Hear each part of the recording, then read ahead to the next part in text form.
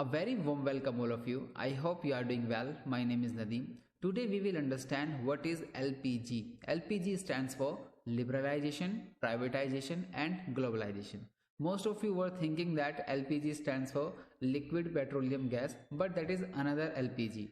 But today we will understand LPG in economic context. Okay, so firstly we will understand each and every word, that what liberalization, what is privatization and what is globalization with example. Okay, after understanding LPG, we will understand Indian economic system or Indian economic status before LPG and after LPG.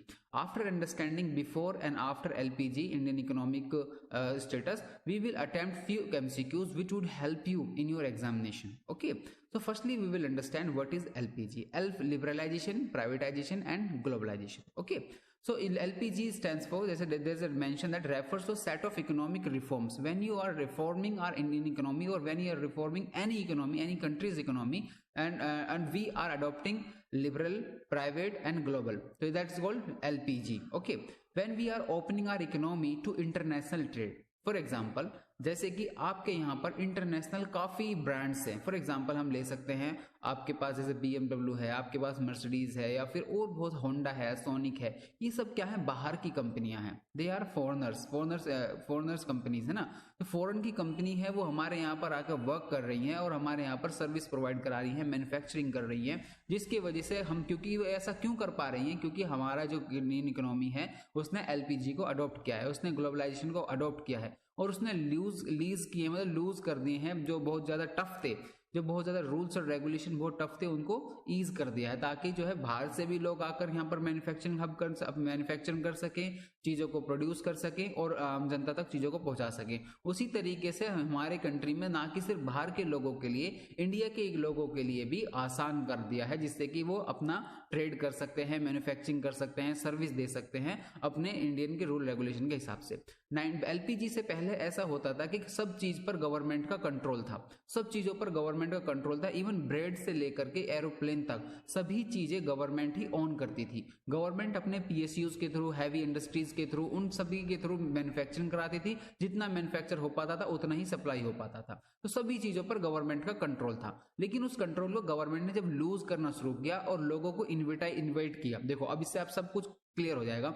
जब government ने अपना control उस पर loose किया, loose कर रही, तो वो क्या हो रहा है, लिबरल हो रही है. गवर्नमेंट क्या हो रही है, लिबरल हो रही है इकोनॉमी के कॉन्टेक्स्ट में. कि लिबरल हो रही है कि हम जो है अपने कानून, जो सख्त कानून है जिस पर सिर्फ हम अपने एक अधिकार रखते थे, मोनोपोली रखते थे, उसको हम अब खत्म कर रहे हैं और आप भी जो है इस पर काम कर सकते हैं. जब आपने लूज किया अपने रूल्स को, आपने फिर क्या किया, इनवाइट किया. किसको, प्राइवेट प्लेयर्स को इनवाइट किया. जब आप प्राइवेट प्लेयर्स को इनवाइट कर रहे हो उसी चीज को मैन्युफैक्चरिंग के लिए या सर्विस प्रोवाइड कराने के लिए, तो वो क्या हो रहा है, प्राइवेटाइजेशन हो रहा है. ठीक है, LPG, L मतलब लिबरल, यानी गवर्नमेंट ने अपने जो रूल्स, जो स्ट्रिक्ट रूल्स थे उसको लूज किया, ईज किया, और उसके बाद जो है प्राइवेट प्लेयर्स को इन्वाइट किया कि आप आइए, मैन्युफैक्चरिंग कीजिए, सर्विस दीजिए. Okay, that's called privatisation. अब बात करें ग्लोबलाइजेशन में, क्या ये सिर्फ इंडिया के कॉन्टेक्स्ट में ही है, लेकिन नहीं. अब हमारी गवर्नमेंट ने क्या किया कि बाहर से भी, अदर कंपनीज भी, अदर कंट्री से भी जो इंपोर्ट करती हैं, एक्सपोर्ट करती हैं, या फिर जो मैन्युफैक्चरिंग करती हैं, सर्विस प्रोवाइड कराती हैं, वो भी अब यहाँ पर आके इंडिया की इकोनॉमी में वो भी अपना बिजनेस सेटअप कर सकती हैं, वो भी सर्विस प्रोवाइड करा सकती हैं और वो भी अपना सर्विस दे सकती हैं. ओके, मैन्युफैक्चरिंग कर सकती हैं. ये हो गया LPG. ओके, LPG लिबरल भी होगी गवर्नमेंट, प्राइवेट को भी इन्विटेशन दिया और बाहर के लोग भी, अदर कंट्री के लोग भी आकर हमारे यहाँ पर इस काम को कर सकते हैं. एक और एग्जांपल से आपको समझाना चाहूं, जैसे कि पहले BSNL और MTNL, ये गवर्नमेंट की ऑर्गेनाइजेशन थी, गवर्नमेंट की कंपनी थी जो कि कम्युनिकेशन में, संचार में काम करती थी. सिर्फ यही लोग कर पाते थे, BSNL और MTNL. लेकिन अब आप देखेंगे कि आज आपके पास एयरटेल भी है, जियो भी है, वोडाफोन भी है. इस तरीके की जो सिम आ चुकी हैं और तरीके के और प्राइवेट प्लेयर आ चुके हैं जो कि सर्विस को और बेहतर प्रोवाइड करा रहे हैं और लोगों तक पहुंच रहे हैं. ठीक है, तो जिससे कि क्या हुआ है कि मार्केट के अंदर कंपटीशन हुआ है. कंपटीशन के मार्केट के जो रूल्स हैं, प्रिंसिपल है, उसमें ये भी है कि गवर्नमेंट को ये भी मैनेज करना है कि मार्केट के अंदर मोनोपोली ना होने पाए किसी की भी. कोई एग्जांपल एक ही प्रोड्यूसर ना हो या फिर एक ही सप्लायर ना हो किसी भी पर्टिकुलर गुड और सर्विस का, उससे क्या होगा कि मोनोपोली हो जाएगी। मोनोपोली होगी तो वो एक्सप्लॉइट करने के चांसेस उसके बढ़ जाते हैं। तो गवर्नमेंट को लेकिन ये जरूर ध्यान रखना है, लूज ईज तो किया है उसने रूल एंड रेगुलेशन को, बट ये भी ध्यान रखना है कि मार्केट के अंदर हमेशा कंपटीशन बना रहे। कंपटीशन बना रहेगा तो प्रोडक्ट अच्छा होते रहेंगे, सर्विस अच्छी होती रहेगी, और हो सकता है कि आपस में कंपटीशन करने से दो कंपनियों के, उससे आपके फेयर जो प्राइस होते हैं किसी पर्टिकुलर गुड और सर्विस के, वो भी आपको डाउन मिलेंगे और अच्छी सर्विस भी मिलेगी। ठीक है, तो ये गवर्नमेंट का काम भी है। तो जैसे मैंने बताया, अब BSNL की जगह पर अब एयरटेल, जियो और ये सब चीजें भी इस पर काम कर रही हैं। अब खाली सिर्फ और सिर्फ अगर हम बात करेंगे, जैसे अब ग्लोबलाइजेशन के कॉन्टेक्स्ट में हम देखें, तो अब हमारे पास मान के चलो मैन्युफैक्चरिंग के लिए कार कंपनी को देख लेते हैं। जैसे महिंद्रा इंडिया की है, टाटा इंडिया की है और अशोक लीलैंड इंडिया की है। जब ये सब इंडिया की इकोनॉमी में मैन्युफैक्चरिंग कर रही है, कार्स को, ट्रक्स को, ये सब मैन्युफैक्चरिंग कर रही है, क्या ओनली यही लोग हैं जो यहाँ पर काम कर रहे हैं? नहीं, हमारे बाहर से भी बहुत सारे लोग आए हुए हैं, बहुत सारी कंपनियां आई हुई यहाँ पर मैन्युफैक्चरिंग कर रही हैं, या मैन्युफैक्चरिंग करने के बाद यहाँ पर अपने प्रोडक्ट को उतार रही हैं। जैसे कि हमारे पास मर्सिडीज है, BMW है ना, ये सब चीजें बाहर की कंपनियां हैं जो यहाँ पर आकर काम कर रही हैं। तो उससे क्या होगा, ग्लोबलाइजेशन। तो हम अपनी इंडियन इकोनॉमी में देखेंगे कि यहाँ पर गवर्नमेंट भी कुछ चीजों को ऑन कर रही है, प्राइवेट प्लेयर्स भी ऑन कर रहे हैं, और ना कि इंडियन प्राइवेट प्लेयर, बल्कि बाहर की अदर कंपनीज भी यहाँ पर आके इन्वेस्ट कर रही हैं, प्रोडक्ट को मैन्युफैक्चर कर रही हैं और सर्विस प्रोवाइड करा रही हैं। ये सब कब हुआ है? ये तब हुआ है जब हमने LPG को अडॉप्ट किया है। LPG, liberalisation, privatisation and globalisation. I hope कि आप इस चीज को अच्छे से समझे होंगे। एक बार थोड़ा सा देख लेते हैं इसमें क्या लिखा है। जैसे इसमें लिखा है, ओपनिंग करना है इकोनॉमी को इंटरनेशनल ट्रेड के लिए, रिड्यूस करना है गवर्नमेंट के रेगुलेशंस को और प्रमोट करना है प्राइवेट सेक्टर प्लेयर को, दैट्स कॉल्ड LPG, है ना। These reform aim to increase. अब इससे क्या होगा कि एक तो हमारी इकोनॉमिक ग्रोथ होगी, अट्रैक्ट करेंगे हम फॉरेन इन्वेस्टमेंट को, FDI भी हमारे पास आएगी, और इससे क्या होगा, हम इंटीग्रेट करेंगे डोमेस्टिक इकोनॉमी को विद ग्लोबल मार्केट। हम अपने इंटीग्रेट करेंगे, हमारी जो डोमेस्टिक मार्केट है उसको हम इंटरनेशनल के साथ भी इंटीग्रेट करेंगे। अगर कोई हम मैन्युफैक्चरिंग किसी अच्छी की ज्यादा कर पाते हैं तो हम अपने उस प्रोडक्ट को या सर्विस को हम बाहर भी, अदर कंट्री में भी प्रोवाइड करा सकते हैं। इंडिया की जर्नी बिफोर और आफ्टर जो implementing LPG provides notable example of impact of these reforms in countries economy. अब चलो देखते हैं कि LPG के आने से पहले इंडिया की इकोनॉमी में क्या था और LPG के आने के बाद इंडिया की इकोनॉमी में क्या चेंजेस आए। तो हम देखते हैं, पहला, इंडिया के आने से पहले क्या था कि इंपोर्ट सब्स्टिट्यूशन था और हैवी गवर्नमेंट इंटरवेंशन था वेरियस सेक्टर ऑफ इकोनॉमी। यानी कि हमारे ऊपर हमें बहुत ज्यादा इंपोर्ट करना पड़ता था। इंपोर्ट और एक्सपोर्ट दो वर्ड है। एक्सपोर्ट का मतलब आपने कुछ मैन्युफैक्चरिंग किया, कोई सर्विस दी, सर्विस प्रोवाइड की, तो आपने बाहर जा करके बाहर किसी अदर कंट्री को वो चीज प्रोवाइड कराई, तो उसको क्या बोलते हैं हम? उसको बोलते हैं हम एक्सपोर्ट। और जब हम बाहर से कोई चीज लेते हैं क्योंकि हमारे पास वो अवेलेबल नहीं है या उस लेवल की अवेलेबल नहीं है, उस क्वालिटी की अवेलेबल नहीं है, तो हम बाहर से इंपोर्ट करते हैं, बाहर से मंगाते हैं, तो उसको बोलते हैं इंपोर्ट करना। ठीक है, तो पहले क्या था, हमारे पास बहुत ज्यादा इंपोर्ट करना पड़ता था, हमें हर चीज हमें इंपोर्ट करनी पड़ती थी बाहर से, क्योंकि हम अपना खुद मैन्युफैक्चर नहीं कर पा रहे थे। एक इससे हमारा लॉस है। दूसरी चीज है गवर्नमेंट इंटरवेंशन। गवर्नमेंट का जो इंटरवेंशन था वो बहुत ज्यादा था। गवर्नमेंट के जो PSUs थे सिर्फ वही कंट्रोल था चीजों को मैन्युफैक्चर करने में या सर्विस प्रोवाइड कराने में।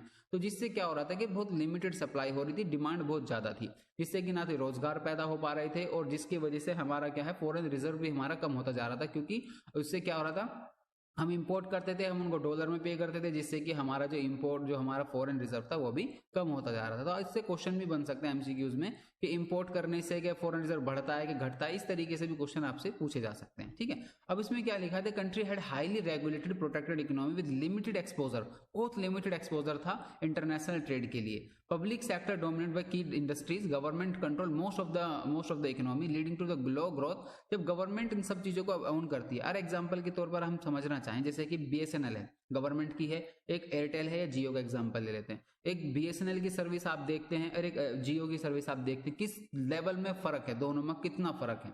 उन दोनों की सर्विस प्रोवाइडिंग में बहुत फर्क है। गवर्नमेंट में जो इनएफिशिएंसीज पाई जाती हैं, क्योंकि बहुत ज्यादा वहां पर ब्यूरोक्रेटिक डिलेज हैं, बहुत सारी चीजें हैं जिसकी वजह से चीजें नहीं हो पाती। लेकिन जो प्राइवेट प्लेयर्स हैं वो चीजों को रिस्क भी लेते हैं, इन्वेस्ट भी करते हैं और चीजों को अच्छे से प्रोवाइड भी करा देते हैं। तो इससे हम क्या होता है, एफिशिएंसी भी कम ज्यादा होती है गवर्नमेंट की प्रोवाइड सर्विस में और उसमें। जैसे कि मैं आपको एक एग्जांपल के साथ समझाऊं, जैसे मैं खुद का अपना पर्सनल फेस बता रहा हूँ। जैसे कि गवर्नमेंट इंडियन डाक है, इंडियन पोस्ट है, वो क्या है कि अगर आपका आधार, आपका जो एड्रेस है उसमें थोड़ा भी 19-20 फर्क होगा ना तो वो एक्सेप्ट ही नहीं करते, वो देते ही नहीं, डिलीवरी नहीं करते, मैसेज लिख के भेज देते हैं इन अप्रोप्रिएट, मतलब इनकम्प्लीट एड्रेस करके स्टेटस डाल के वो आपके पार्सल को रिजेक्ट कर देते हैं। ये मैंने खुद का पर्सनल फेस करा। मैं आपको एफिशिएंसी और इनकी चीजें बता रहा हूँ। लेकिन आप अमेजोन पे कोई चीज बुक करो, आप उसमें आधा एड्रेस भी डालोगे ना अपने घर का, तो भी प्रोडक्ट आपके पास पहुंच जाएगा। ऐसा क्यों हो रहा है?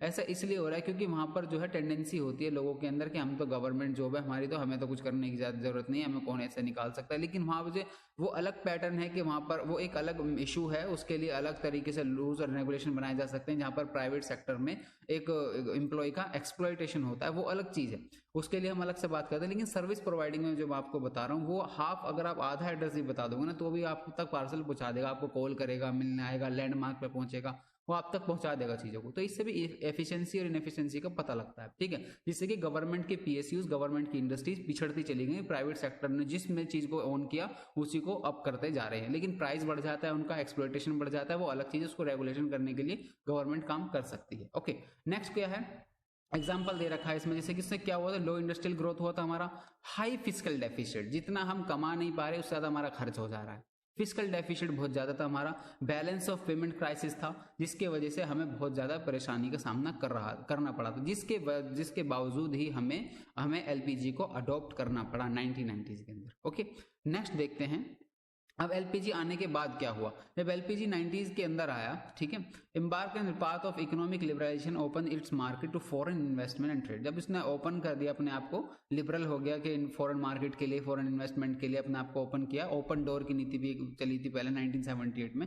द गवर्नमेंट इनिशिएटिव पॉलिसीज डीरेगुलाइज किया, अब तो इवन एसईजी भी बना के दे रही है government, special economic zone, encourage किया प्राइवेट सेक्टर पार्टिसिपेशन को, और स्ट्रीमलाइन किया process of doing of business को।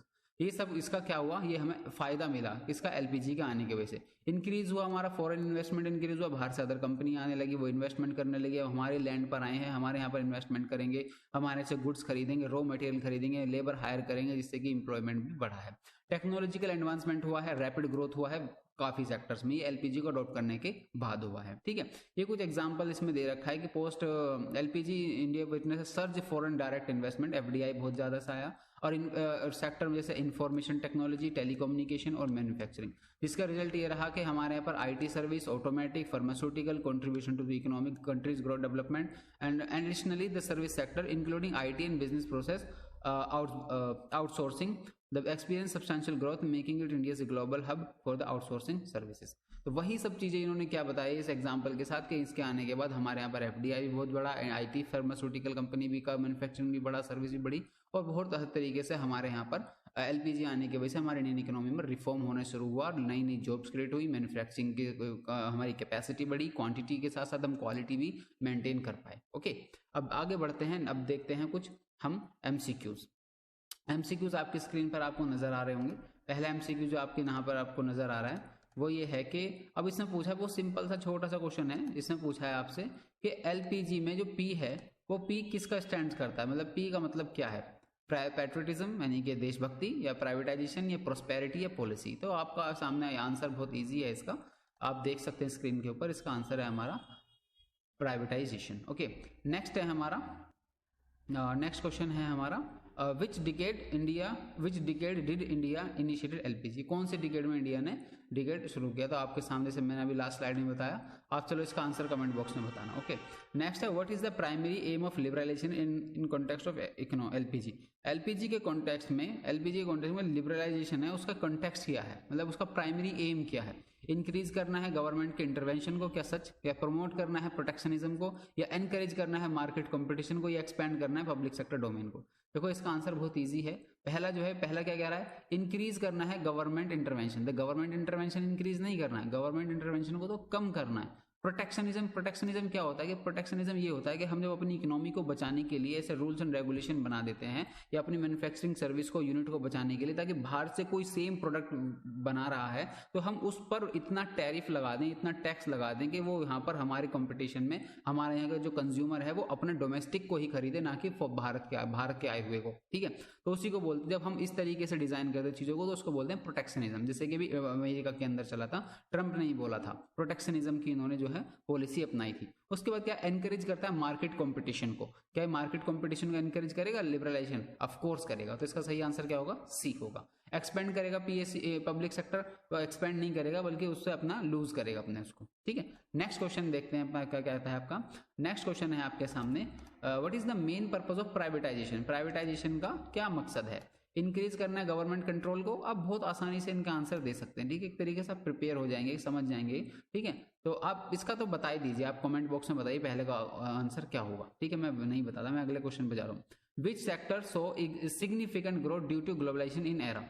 अब इन्होंने पूछा है कि सिग्निफिकेंट क्या किसमें, मतलब कि मैन्युफैक्चरिंग ग्लोबलाइजेशन आने के बाद सिग्निफिकेंट जो ग्रोथ हमने देखी है वो किसमें देखी है। तो सिग्निफिकेंट जो हमने ग्रोथ देखी है वो देखी है हमने, वो सिग्निफिकेंट ग्रोथ जो हमने देखी है वो देखी हमने मैन्युफैक्चरिंग में। ओके, नेक्स्ट क्वेश्चन है, what was the primary focus of import substitution policy before LPG. Primary focus क्या था, primary focus of import substitution before LPG policy. Encourage करना फॉरेन इन्वेस्टमेंट को, प्रमोट करना डोमेस्टिक इंडस्ट्रीज को, या increase करना है अपॉर्चुनिटीज को, या स्ट्रेंथन करना है ग्लोबल ट्रेड रिलेशन को। आई होप कि आप समझ रहे होंगे इसका आंसर, जैसे मैंने लास्ट टाइम बताया। अगर नहीं, अब मैं चाहता हूं कि मैं इसलिए पूछ रहा हूं आपसे वीडियो को पोस्ट करके, मैं इसलिए आपसे चाहता हूं ताकि पार्टिसिपेटरी वीडियो हो, ताकि आप भी पार्टिसिपेशन कर पाएं, कमेंट में लिखे तो मुझे भी इंकरेजमेंट मिले, ताकि मैं और वीडियोस ला सकूं आपके लिए ना। तो इसलिए मैं चाहता हूँ आप इसका आंसर आप दें, ठीक है। इसलिए मैं चाहता हूँ कि पार्टिसिपेट करूँ, नहीं समझ में आएगा तो मैं आपको डेफिनेटली इसका आंसर कमेंट बॉक्स में दूंगा, ठीक है, नो इशूज। नेक्स्ट क्वेश्चन है हमारा, India which countries economic model inspired India's LPG reform. LPG reform कौन सी इंडिया से, कौन सी कंट्री से हम इंस्पायर होकर हमने अडोप्ट किया है। आपके सामने ऑप्शन है, आपके सामने ऑप्शन है USA, Singapore, China, United kingdom. सीधा आंसर है इसके सामने आपका USA. Okay, USA is the right answer.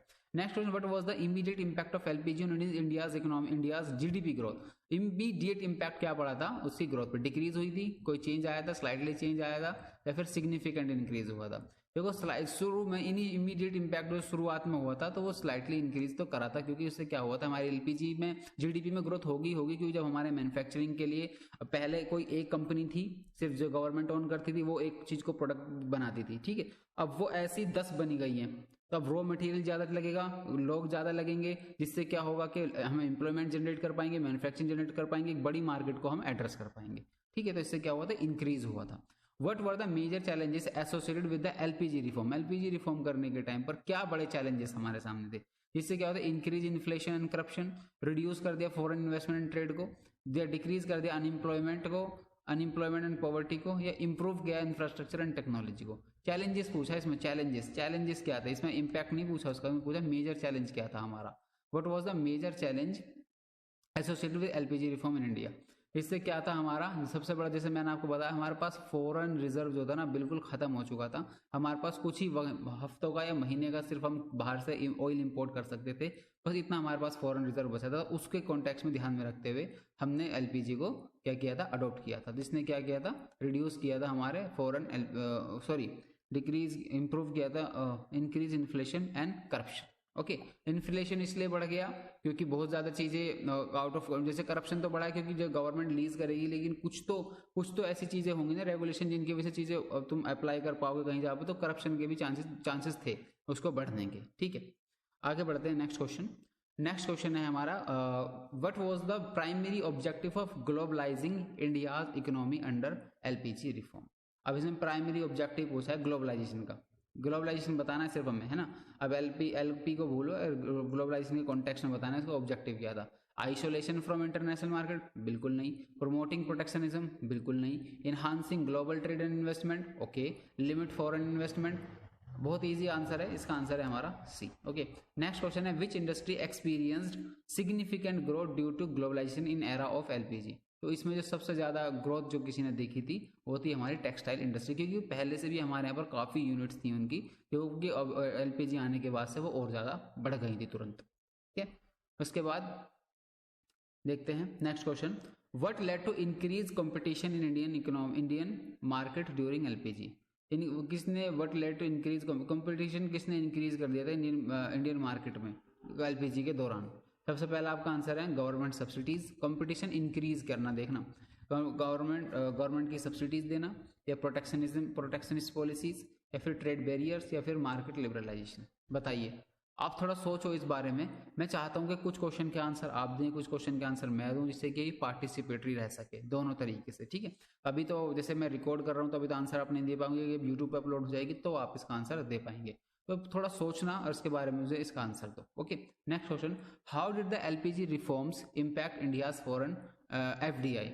LPG reform ने एफडीआई को किस तरीके से इम्पैक्ट किया। एफडीआई समझते हैं फॉरेन डायरेक्ट इन्वेस्टमेंट, जिससे कि बाहर से पैसा आता है, हमारे यहाँ पर मैन्युफैक्चरिंग की यूनिट लगती है, सर्विस प्रोवाइडिंग की यूनिट लगती है, कंपनी खुलती है, तो उसको एफडीआई बोलते हैं, ठीक है, फॉरेन डायरेक्ट इन्वेस्टमेंट। तो इसने डिक्रीज कर दिया, ये नो चेंज आए हैं, या फिर इंक्रीज कर दिया एफडीआई को, या फिर एलिमिनेटेड कर दिया, एलिमिनेटेड कर दिया। बहुत आसान सा है, जब हम ग्लोबलाइज्ड हो रहे हैं तो इससे ग्लोबलाइज होंगे तो फॉरेन डायरेक्ट इन्वेस्टमेंट आएगा। जब कोई चीज़ आएगा तो क्या कोई चेंज नहीं आएगा या फिर वो घटेगा, वो बढ़ेगा। तो आंसर क्या होगा इसका, सी। ओके, आगे देखते हैं। ये आई गेस ये लास्ट क्वेश्चन था ये। थैंक यू सो मच यहाँ तक बने रहने के लिए। हमारे वीडियो का चैनल का लोगो है यू अकेडमिया। आप इस चैनल पर नए हैं तो प्लीज़ चैनल को सब्सक्राइब करें, वीडियो को लाइक करें, शेयर करें उन सभी के साथ जो एलपीजी और सीयूटी पीजी की प्रिपरेशन कर रहे हैं। और ये सेकंड लास्ट वीडियो थी एलपीजी सेकंड यूनिट की, इकोनॉमिक कंसेप्ट की। इसके बाद एक लास्ट वीडियो आएगी इंडस्ट्रियलाइजेशन, उसके बाद जो है आपकी सेकंड यूनिट भी मैं यूट्यूब पर अपलोड कर चुका हूँ। So thank you so much for being here, bye bye.